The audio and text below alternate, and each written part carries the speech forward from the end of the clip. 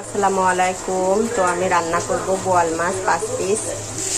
প্রথমে আমি মাছগুলোকে ভেজে নিয়ে সেই তেলে পেঁয়াজ কুচি এবং টমেটো কুচি আর একটু গরম মশলা থেতো করে নিয়ে দিয়ে দিয়েছি, নুন দিয়ে দিয়েছি।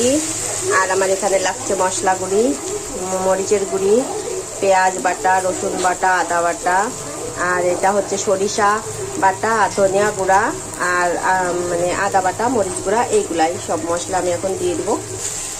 তো আসলে আমি 1 চামচ সরিষা আর পেঁয়াজ বেটে নিয়েছি।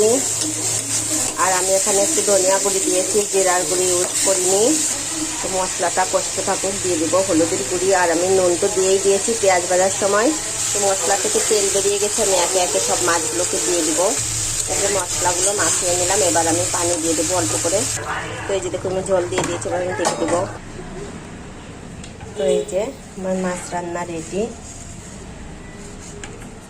কেমন হলো আপনারা সবাই জানাবেন। ধন্যবাদ সবাইকে।